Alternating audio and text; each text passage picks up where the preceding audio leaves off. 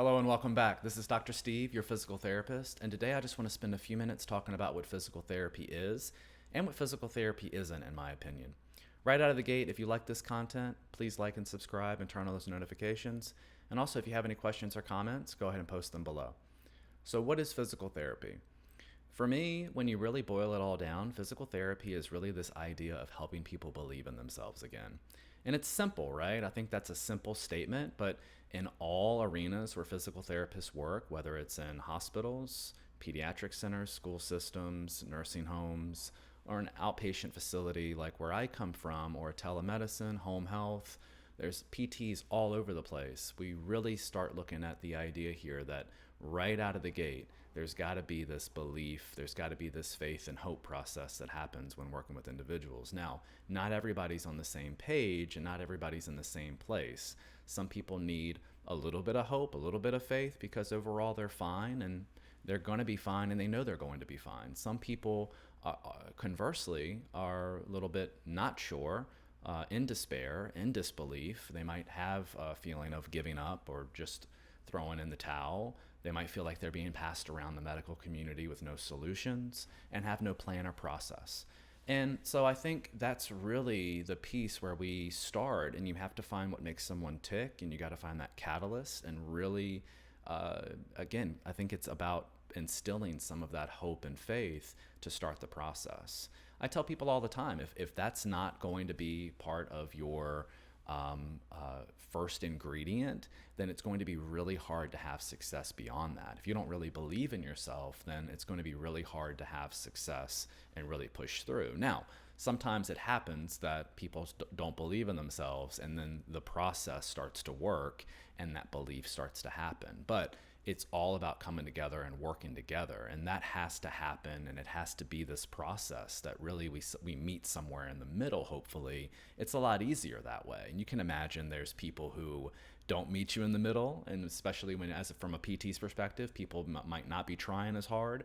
But if you can give them some solutions, give them the education, and have the process start to work, you see that hope and that faith really start to grow. That builds confidence. We know recurring patterns, all of that breeds patterns, habits, all of that really helps with building confidence, getting independent, and then getting self-managed, which is really the whole idea, is to be dependent on me maybe at the beginning, but lo and behold, what happens as the process takes shape, you become independent from working with a physical therapist like myself, and then you're able to do everything you need to take care of yourself on your own. So that's the whole idea, and that's really what physical therapy is in a nutshell. I think to add on that, I love educating, and I think that education is a big part of physical therapy.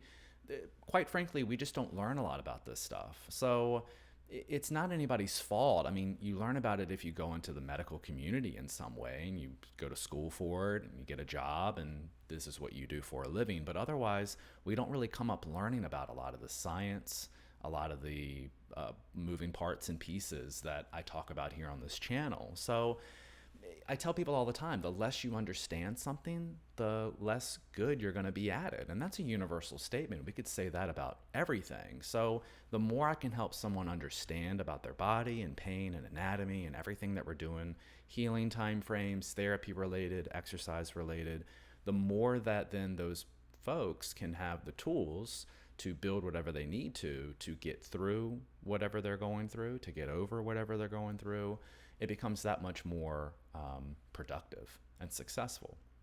So I think to add to that point, I think that segues nicely into just general physical activity and exercise, which is something I'm a big proponent of.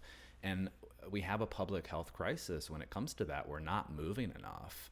And pandemic aside right now, that's another huge complicating factor. But the public health crisis we know is rooted in cardiovascular disease, diabetes, obesity's wrapped up into all of that too. We definitely have an obesity epidemic going on.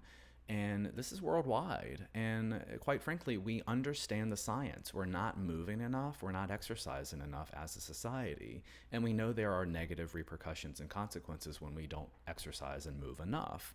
Conversely, we know that when we do, there are a lot of positive lot of positives that come from exercising and moving for the entire system, more than just even what PTs might directly work with muscles and the skeleton, overall movement, and building whatever, working on your goals and your quality of life and everything else that we can work on. But we know there's so many benefits to exercise. So if I can work with somebody on a micro level, say their low back pain, their knee pain, they sprained their ankle, whatever it might be, they're not able to move as much, we get that better and they feel better. Now they can move more, right? And so that's the whole idea, is just getting people to move more. Sport, leisure, hobby, or just daily, just wanting to enjoy life, whatever it is, you're going to move more if you feel better, typically. So I like talking about it in those terms. I think, again, it's simple, but it's easy to understand and digest. If we wanted to get into the finer details of PT, we could probably spend another 2 hours talking about it. But I want to reserve that for like a Q&A session, either here on YouTube or on Facebook, where you can ask me some questions and I can answer them live. So I wanted to spend just a couple more minutes talking about what physical therapy is not as well. And this is something that it doesn't take much, it doesn't take long to see. If you just go to any internet browser and search physical therapy, pain, and torture, you'll see things like this pop up.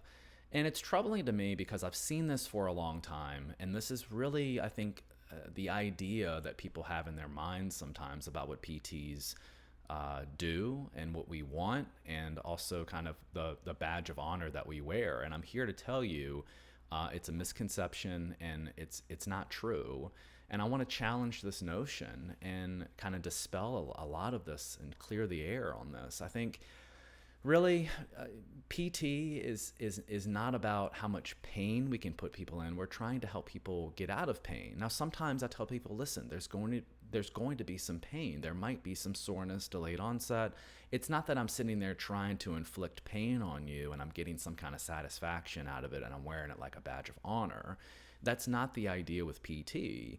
The idea is that, the science has really shown us over the years, and as long as I've been a PT steadily in my career, we really don't need to inflict a lot of pain. We don't need to cause a lot of pain. It might help us diagnostically at first, but we really don't need to cause a lot of pain to have a successful outcome. The same is true for the fitness industry, and we hear this all the time: no pain, no gain. So we have it kind of wrapped up in our minds a little bit as a society that, oh, there's an expectation there. No pain, no gain means I've got to hurt a little bit to get better, to get stronger.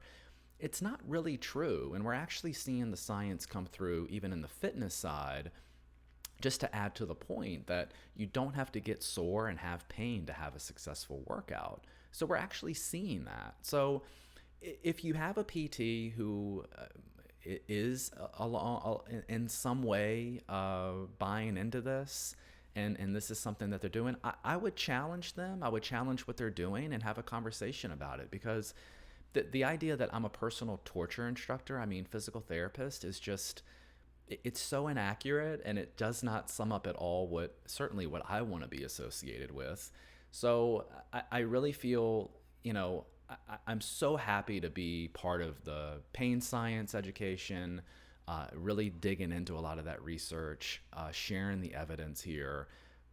I really like over the years and even recently, when working with people, they're quite shocked and surprised when we get through sessions or get through a plan of care, and there's this sense of, wow, that didn't hurt as much as I thought it was going to, or that actually didn't hurt at all, and I'm surprised. So there's this expectation, I think, that I want to try to help challenge a little bit. And the bottom line, we don't need to have pain to get better. We don't need to have pain to have a successful outcome. And certainly pain is something that PTs are really, really good at relieving and helping to educate people on how they can do it themselves. There are a lot of techniques as a physical therapist personally that I've learned and I know that can help people get out of pain naturally. And that's really the whole idea here, is to find ways to get out of pain naturally and get people feeling better so that they can do whatever they want to do in their lives. So I hope this was helpful. I hope that you got something out of this. Again, if you have any questions or comments, go ahead and post them below.